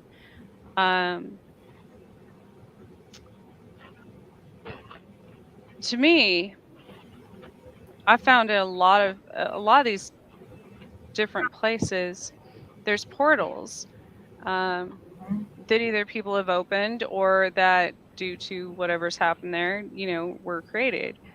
So what's your opinion on that? For me, that'd be a little bit of twofold. I mean, number one, it's dangerous in the fact that a lot of people that are going to maybe do this aren't going to know what they're doing. They're not going to be respectful. They're just wanting the notoriety. They're looking for the dark stuff. And Right. that's what I see Right. a We lot don't of ever people. seek that out. They're looking for the dark stuff. That's what they want. We don't really come across the dark stuff. I mean, and we don't seek we it out. definitely don't seek it either. But a lot of those people might be looking for Mhm. some dark stuff, and they, be careful what you wish for. Yeah, because I just think it would be a lot of people that are not educated enough, and you get enough of those people out there at the same time opening portals, or that's an awful lot of power that could be unleashed. I don't know. I'm just a little iffy about that. To me, it's a little bit of exploitation too This is true. of the spirits. Not being respectful to Right. I mean, Absolutely. what we do is serious. them. Mhm. I mean, it's serious. It can be serious. It can be dangerous. It's not for a show. It's not for, No. To get famous or anything like that. It's not for fun even, Mhm. We're there to help people and to help these spirits too. And they need someone to help them sometimes. They need someone to hear them. Cross them over if that's what they want. Yeah. We've crossed over a lot of spirits. Yeah, we have a video on our YouTube of some spirits crossing over into a candle. So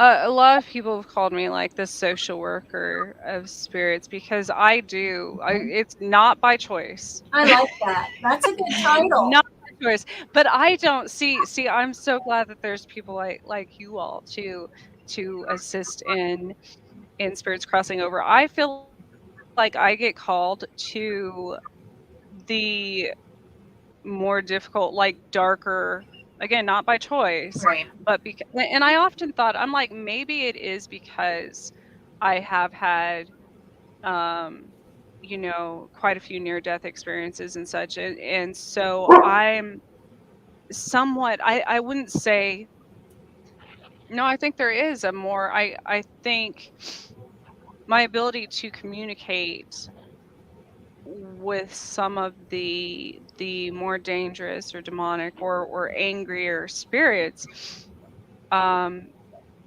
it's like they see me as kind of part dead. I don't know how to explain that. Does that make sense? Like, You tempted fate and came back. right. So that gives you, I think they probably view that as that gives you a strength. You've been to our side, now you're back. And if you've done that a few times, I mean, every time, I think then your powers would get stronger. Well, and not only that, being a chimera, if I technically, um, I used to joke about it before I ever knew that I was that. Um, I would say I've been dead inside for years, just joking back when I was younger, in my early 20s and stuff. But technically, I have, and it took me so long. It's actually going to be in part of the book I'm writing about that, because I didn't realize that I was being haunted by my twin and triplet siblings. I have their body, I have extra organs that belong to them, living, functioning organs that are of my siblings, but not their full bodies. So I didn't realize that.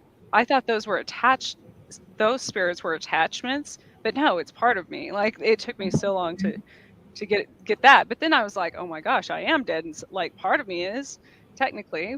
Um, so that was interesting. So I don't know if that has something to do with it, but it's definitely um,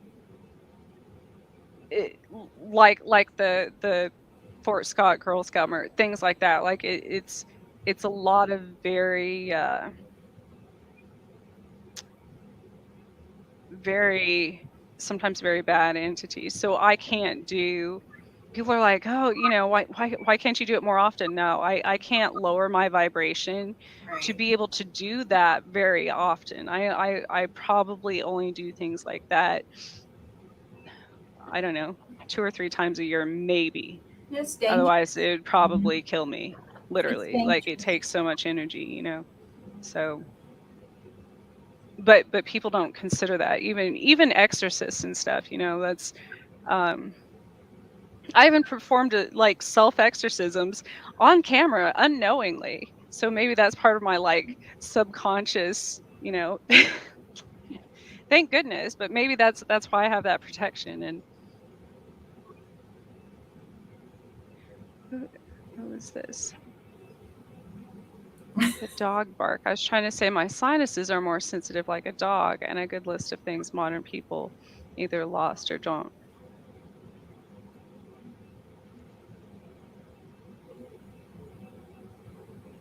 or aren't equipped with.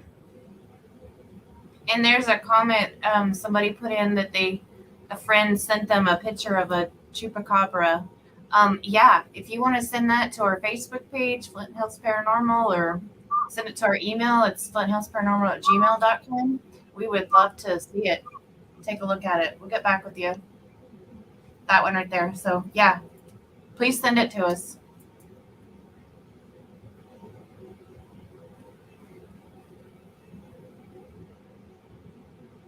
And addressing the dog bark comment, I think that what you said there is true. There are a good list of things senses that we aren't in tune to, or we haven't, that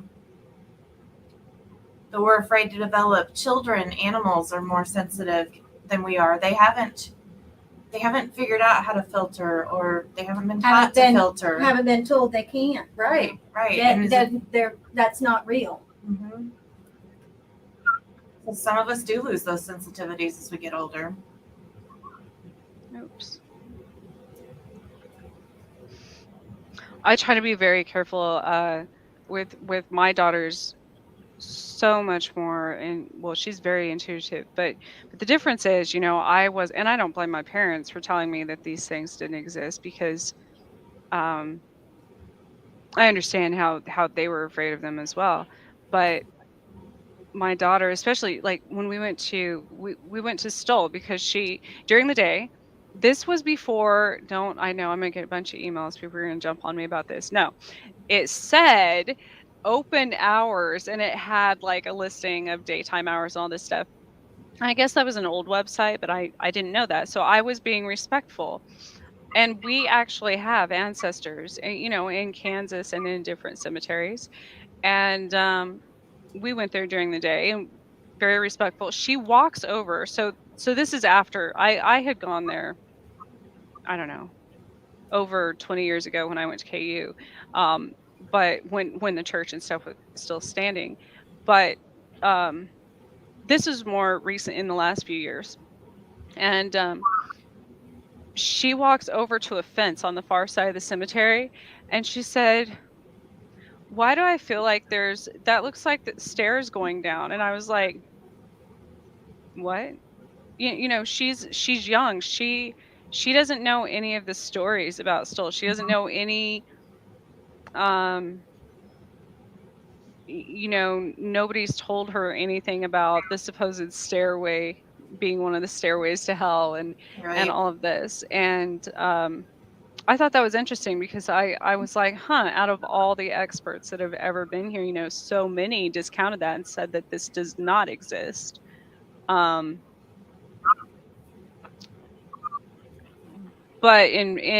even all the way back to like Egyptian beliefs or pagan beliefs, stairways down or up in the world don't necessarily mean they don't all lead to this hell.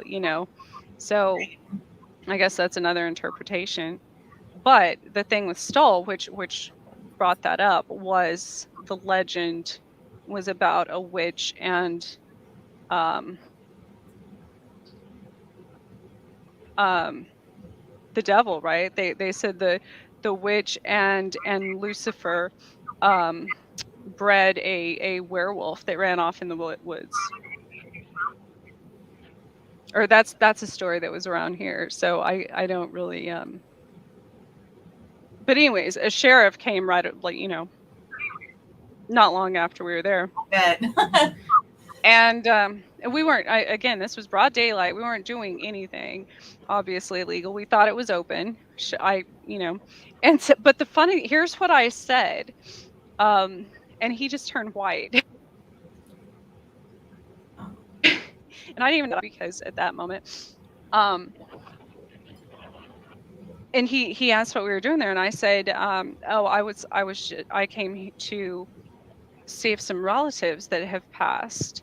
I said they used to be buried here, and he said, "Used to be," and I was like, "Yes, apparently that's so." This was before I knew that the actual grave of the apparent, witch that was buried there had been moved. So I thought that was interesting. Yeah, that is. Because years before I had gone, it was during it might have been during like Ostera or one of the moons. And I was actually looking for Stolen, and this wasn't anywhere near the right place. And Kansas has tons of cemeteries in the middle of nowhere, and so I Yep. went to one.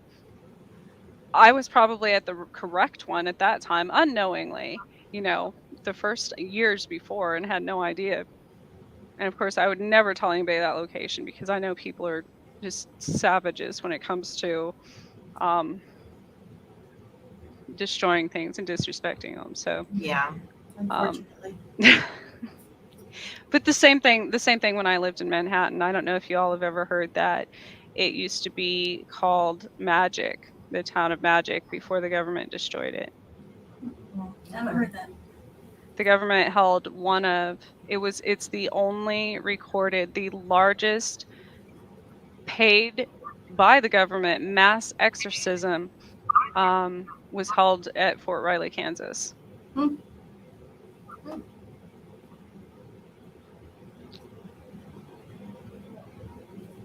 Share this.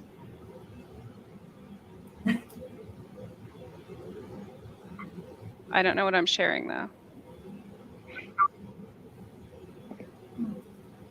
Skinwalkers are scary. I agree with that. Have you all ever seen the movie? I couldn't even make it all the way through it. I was just led to. I don't watch TV unless I'm led to something specific. But came out about 6 months ago. The movie Prey.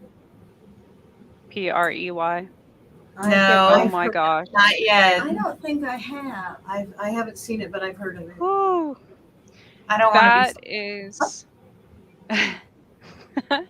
people, especially around this area in Lawrence and stuff, people always want to contact extraterrestrials and be abducted and all these. And I'm like, you have no idea what you're doing. Like, I mean, yes, some of them are good. I agree. But the only thing I could think of when I saw that movie, all of it was almost all of it was correct and reminded me of when I lived in the mountains and all the times they, this transparent water looking being that looked like some type of predator alien, terrifying, and I have horrific um scars, all kinds of things from them. So for everyone who thinks these are just little cuddly you know forest creatures, I I advise go watch that movie. And Yeah. again, I don't know how it ends. I don't know anything about most of it because I probably only watched like the first 15 minutes, but that was more accurate to real life events. Probably for a lot of people actually that I wouldn't so when people are, I always advise, like when you're in the middle of nowhere and you think you're dealing with a spirit or something that even like the fae sometimes uh, that thing I could see being perceived or portrayed as like a walker. I don't even like saying that, but I mean in native beliefs, like you don't say that because then you call them in. So Could have been an elemental also. well, in the movie, it's not an elemental. It's just the way this thing Oh, I haven't operates. seen the movie. Yeah. I was Yeah. just thinking of what you saw, with what you said, like transparent with the water or something. Mm. It just Oh, I agree. made Yeah, me yeah. think elemental. Elementals can have the same thing, but this thing was very like it was hunting them. Very aggressive, very um very advanced uh as far as like the mind control things that the elementals typically can't or don't do. Um they might confuse a person or trap them or what, but this was very, very different. I'm sharing your post this show. I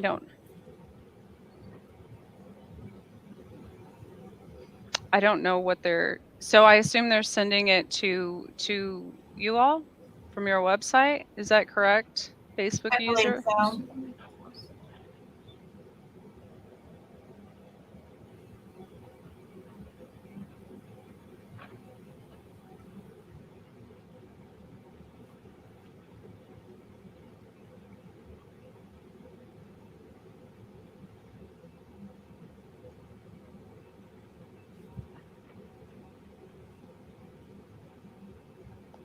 I don't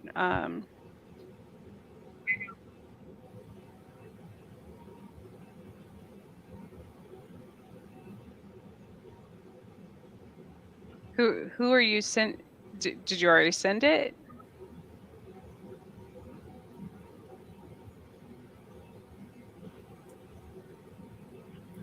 So what would you all say was probably the most intense investigation in Kansas you've ever done? I think for me, we did a warehouse in Wichita. Um, and this guy was living in part of it, and I just kept having this spirit in my head wanting attention. And then we did our little walkthrough, and then we all went to dinner, and I was just, and everyone was talking about everything other than paranormal, and it just really made me mad. Like I was like, I have to tell you about this spirit, I was just really mad. And it wasn't until I don't halfway through dinner, I finally said something, and I realized it was the spirit like influencing how I was thinking. For me, that was scary because it's not really like my demeanor. Just that spirit got so far into my head. So that for me was probably one of my scariest experiences. But That was an intense investigation. Yeah, it was. Because that was one of my first big ones. it was. And I remember feeling like getting rushed by a spirit. Yeah. And then remember, Annette and I were we had a camera set up in the attic where no one could go, because he had some experiences or something happening up there. And we were looking at the monitor that was up there, and she's like, well, she's like, it went blank. It's just black. And I said, wait a minute. And we watched, and the entire screen was black. And then pretty soon we saw it, the black shifted, just like it was something that totally went over the whole screen and then disappeared. And she took a picture of us because we both looked at each other. You had this look on your face. Did you see that? And then that was pretty crazy. And when we went to dinner and came back, all our equipment was unplugged. Oh yeah. And there was nobody in there.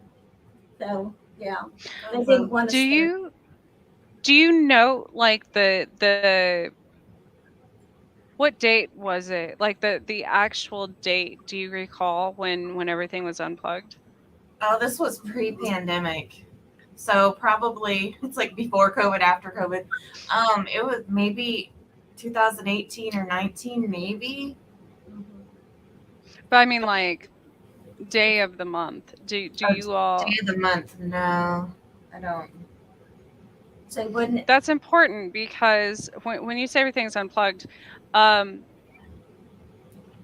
me, I've been electrocuted, I've been struck by lightning, all these things. If I came home and everything was unplugged, I would know that portal days, like the recent ones that we had, the 20th through the 22nd, there's, in the atmosphere, you'll see a lot more problems with electronics and things like that. But also, we had one of the largest electrical storms in, I don't know if it was just in the US or in the world, during the last few days of last week, which would affect people. Like, if all that energy is coming through and you're trying to contact spirits, you could have a heart attack.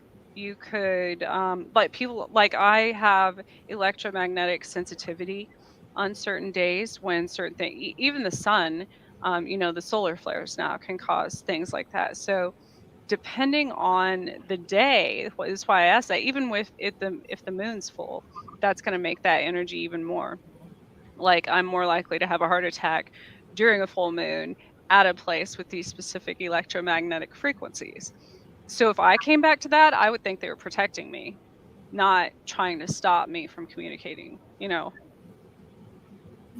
So yeah, that's good insight. So it's good to note the moon phase, what planet. Sure. And specific days and times, because all those are like portal days and portal times affect. I didn't think to bring my little notebook that has my notes in it with me and the dates and everything. So otherwise we could have looked it up. There's a lot of places that only have activity on portal days too, and people say, well, we went to this site and nothing happened, but it only happens on this day. Well, then at that specific place, you might be dealing with interdimensional or extraterrestrial, if that's the case, because they can only travel during specific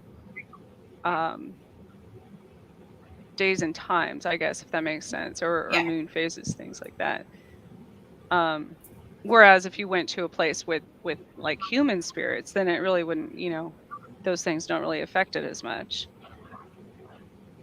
That might be why when we go some places where they say they've had issues, we go there and there's really nothing happening that we get.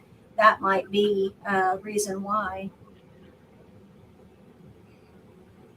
On those, when I look back at places like that I'm like, well, I always had, things happen there. But then I look at the dates and I'm like, okay, because I was led there specifically on that date, so that made a difference. I don't know. There's so much to explore. It's exciting that more people are open to it in this day and age. Where do you all plan to go next? Like, what do you plan to do with your group, I guess, in the future? We'll probably continue to grow it. We need a couple more members, and so we're pretty tight right now and pretty small. So 9 sounds like a lot, but when I think we did like well over 30 investigations last year. And if you think, I Wow. always tell people for every hour of investigation, it's 2 hours of work on our end afterward. So for 3-hour investigation, plan on 6 hours of going through evidence, following up the client. And so we'll continue to grow and continue to be a part of the community. So, but we're pretty community rooted, so we want to stay here for sure. Hopefully, with our name getting out there, that people that need help or have issues, they will know to contact us, because we see that happening already. Every year, we're getting more and more people. private investigations, people hearing about us and wanting us to come help. So I think we've already got quite a few bookings this year already. Yeah, so. we do. We ended 2022 with the waiting list of people Wow. we follow up with. So, and we do referrals as well. So if anyone that's listening to this, we're more than happy to find a paranormal team in your area. We've done that multiple times. People from other states will come across us and asking for help, and it's sometimes hard to connect with the local team. So Maybe that's why I was drawn to you all. Maybe that's what I'm supposed. I know that's what I'm supposed to be doing, but the problem is Topeka. This is a whole different.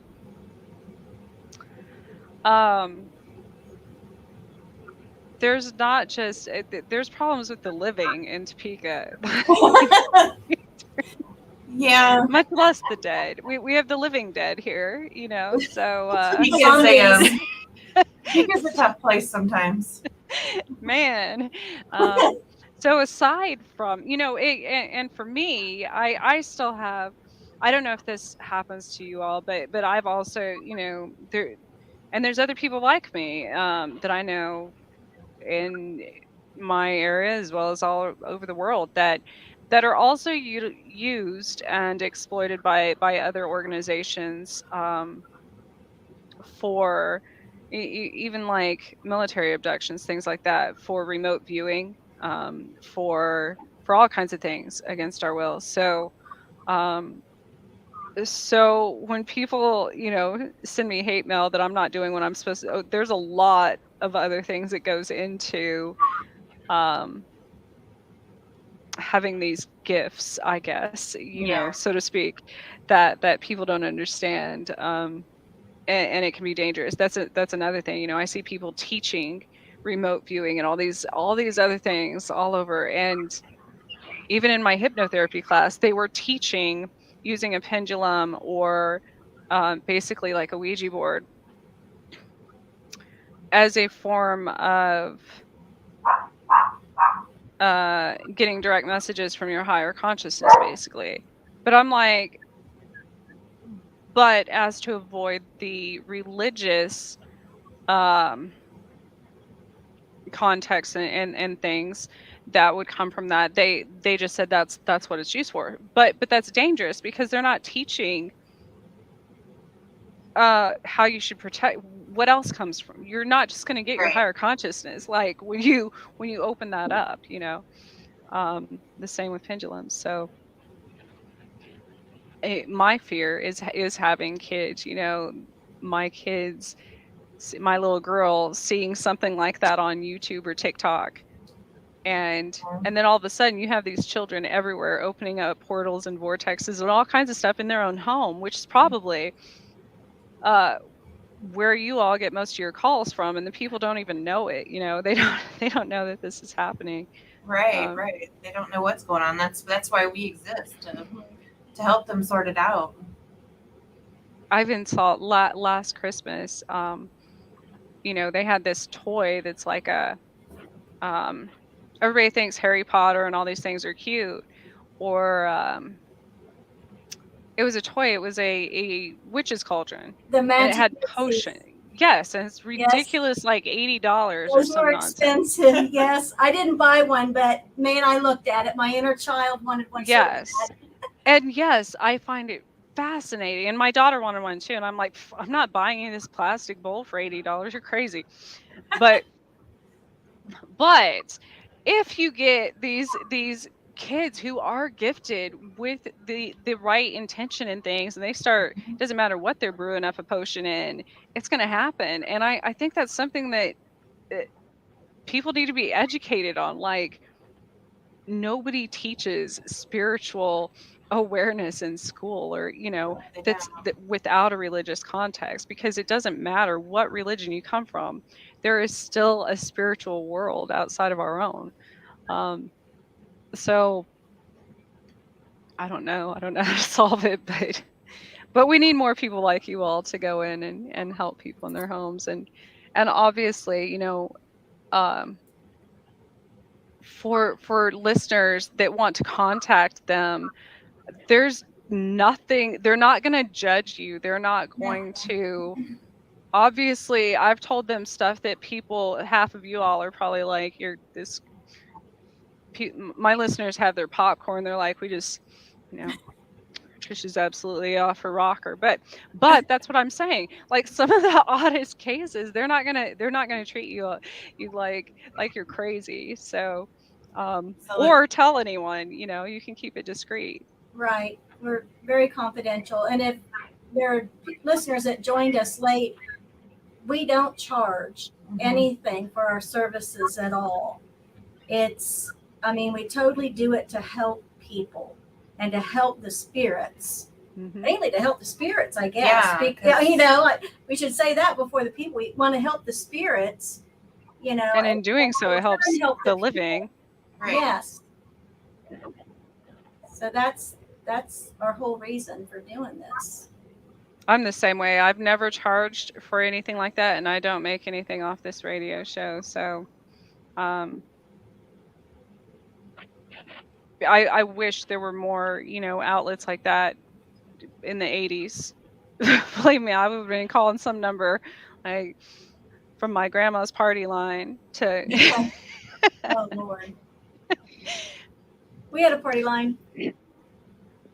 the craziest thing. For those of you who don't know what that is, it was a bunch. So basically, one line per, was it like city block, or like We a were out in certain the number country of, and there were like 3 different households that had to share this one party line. So if you had it's wanted to so make weird. a phone call, you'd pick it up and someone else might be on the phone from another house. And Yeah. so then you couldn't make a phone call till they were done with theirs. Oh no. So you'd either quietly hang it up or else you'd quietly unscrew the bottom of the thing. So then supposedly they couldn't hear you. I don't know. You could use It's just, it's essentially the same as mediums. True. You have all the spirits in line waiting their turn, to use the waiting for you to hang up with someone else so they can come on. Oh my goodness, it is already 10:20. Yeah. Tell everyone where they can find you. You can find us on Flint Hills Paranormal across the board. You can find us on YouTube, Instagram, Facebook. We have a website, flinthillsparanormal.com, or flinthillsparanormal@gmail.com for the email. So that's where you can find us. We would love some new fans, and more than that, I mean, like Cheryl said, we just want to help people, and so reach out to us if you need anything. We're here, and we'll refer if we need to if you're not in our area. Absolutely. I will also put all of those. I posted all of those links, and I will make sure they come across on YouTube as well. The recording of this will be pushed to all of your major, wherever you get your podcasts. Our major ones are SoundCloud, obviously Podbean. Oh my goodness, I can't even think. They're on all of them. Amazon Music. And I do have those listed on my YouTube channel as well. It was such a pleasure meeting you all. We need to get together. I should Yeah, for sure. There's some You're on things the I app, want to so. do. Yeah, there's some things I want to do and towards your area more. And like I Come said, on there's so down. many things in Topeka too. So I would love to um, and get to meet you all in person. I like, Yeah, that would be great. experiencing other people's energies and getting to talk to them. So um, That hope would be amazing. when we're not in this supposed blizzard that they say is coming, that I don't believe it. Oh my I don't God, go believe buy it. your milk and bread. I know, right? 3 inches. Come on. That's I came from upstate New York, so it's the other people driving I worry about. yeah, yeah, for sure. Well, thank you for having us. It's been a real honor. Thank And you very Yes, much. to everyone that listened, thank you. Yes. Thank you to all my listeners. Have a great week. Have a safe week. Tune in next week. Be sure to go over to Flint Hills Paranormal, like and subscribe to their content and keep up with them, or contact them if you need their help, or even if you want to learn more about the paranormal training, anything that they any of their services. And next week, I kind of have a surprise. I have to finish it though, so I'm not going to tell you all what I'm so random. People will they'll just have to wait around. Tune in next week. Again, thank you to Carnation for sponsoring my my first hour with the radio network, and UPRN as well. So have a good night, everyone. Be safe. Until next time. Bye.